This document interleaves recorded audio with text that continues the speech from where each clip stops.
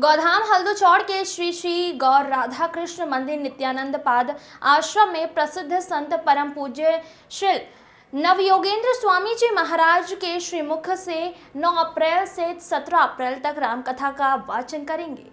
इधर आज गौधाम के व्यवस्थापक रामेश्वर दास महाराज द्वारा शल शक्ति में वार्ता करते हुए कहा कि आगामी 8 अप्रैल को गुरु महाराज का आगमन होगा। महाराज जी के स्वागत की तैयारियां जोरों पर चल रही है।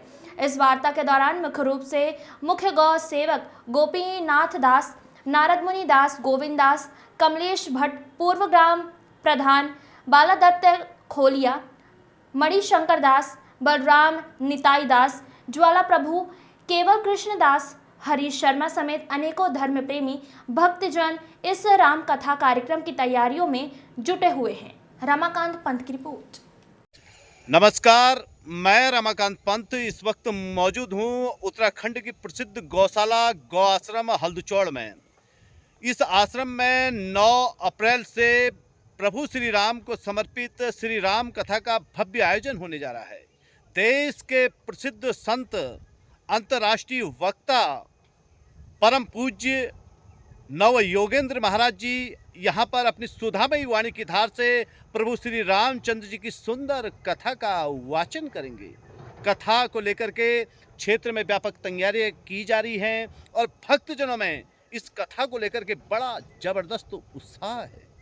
कथा के आयोजनकर्ता गौधाम के व्यवस्थापक स्वामी रामेश्वर दास महाराज जी इन दिनों निरंतर कथा के प्रचार प्रसार में लगे हुए हैं और दूर दराज क्षेत्रों से यहाँ भक्तजनों के पहुँचने की संभावना है, जिसको लेकर व्यापक तैयारियां की जा रही हैं। और मैं आपको लिए चलता हूँ सीधे स्वामी रामेश्वर दास जी महाराज जी के पास सानिध्य में और इनसे जानते हैं कि किस प्रकार कथा का आयोजन होगा और क्या क्या इनकी रणनीति है कथा को लेकर के। आपको लिए चलते हैं। महाराज जी, आपका बहुत बहुत स्वागत है और आपसे जानना चाहेंगे कि प्रभु श्री राम की इस कथा को लेकर के आप स्थानीय जनमानस के नाम क्या संदेश देना चाहेंगे? हरे कृष्णा कृष्ण कृष्ण हरे हरे, हरे राम राम राम हरे। ये कथा का आयोजन 9 अप्रैल से शुरू हो रहा है 17 अप्रैल तक नवरात्रि में। ये विश्व कल्याण के लिए, लोक कल्याण के लिए, विश्व शांति के लिए, सारा विश्व सुखी हूँ उसके लिए कि भगवान राम परम मालिक हैं, सारे विश्व के नियंता हैं। भगवान को खुश करने की विधि है उनकी लीलाओं का गुणगान, उनकी कीर्ति फैलाना, उनका जय जयकार करना। इससे भगवान प्रसन्न होते हैं। जब भगवान प्रसन्न होते हैं, वो हमारे मालिक हैं, तो हम भी प्रसन्न हो जाते हैं। जैसे पेट में भूख लगती है, पेट में भोजन डालते हैं, पूरे शरीर को अन्न में पोषण मिलता है। जैसे पेड़ की जड़ में हम पानी डालते हैं, पूरा पेड़ हरा भरा हो जाता है। वैसे भगवान की कथा गुणगान प्रचार करने से हम सब का तृप्ति होती है, क्योंकि भगवान हमारे कारण हैं, मालिक हैं। तो हमारे गुरु महाराज आ रहे हैं जो परम शुद्ध, परम वैष्णव, नैष्ठिक ब्रह्मचारी, परम सन्यासी हैं, वो सिद्ध महात्मा हैं। उनकी कृपा से यहाँ पर जब वो आए थे 1995 में, उनकी कृपा 4 बैलों से गौशाला शुरू हुई थी। आज 4000 गौवंश हैं। अखंड हरि नाम चल रहा है, यहाँ अखंड भंडारा होता है। 2 साल अखंड श्रीमद् भागवत कथा चल रही है। वृद्ध आश्रम, सारी व्यवस्थाएँ संतों के आने से सब अपने आप हो रहा है।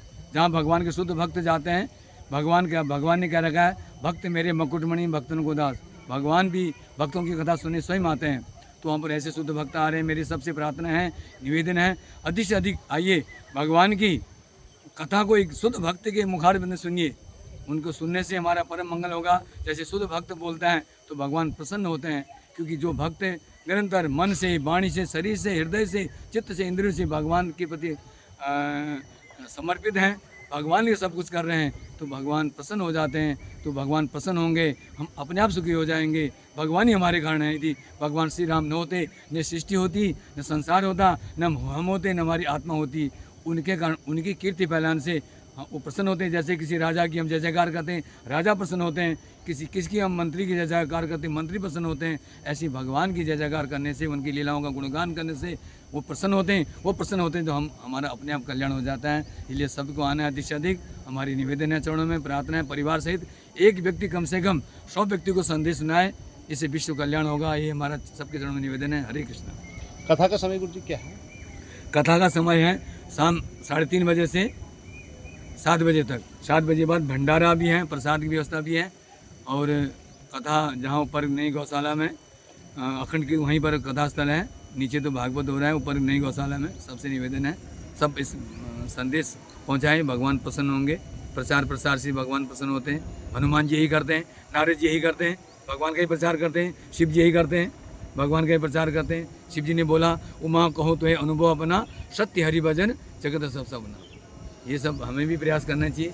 बहुत सुंदर बात है। गुरु जी एक चीज़ और बताइएगा कि किन किन क्षेत्रों के भक्तजन यहाँ पहुँच रहे हैं? यहाँ पूरे लगभग भारत के सभी लोग आ रहे हैं, विदेशों से भी आ रहे हैं, दिल्ली से, पंजाब से, अमृतसर से, जम्मू कश्मीर से, हरिद्वार से, यूपी से, लगभग सभी लोग आ रहे हैं। गुजरात से, सूरत से, मुंबई से, लोकल के उत्तराखंड के तो यहीं हैं, सब आ रहे हैं, प्रयास कर रहे हैं। और अधिक से लोग आए, संत दर्शन का लाभ उठाएं, राम महिमा का कृपा लेकर अपने हृदय में राम जी की महिमा बसाएं, तो परम मंगल हो जाएगा, माया भाग जाएगी, कलयुग का दुख संताप भी भाग जाएगा।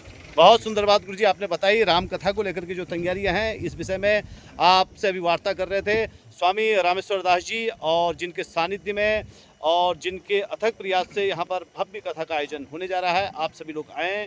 गौ आश्रम हल्दचौड़ से मैं रमाकांत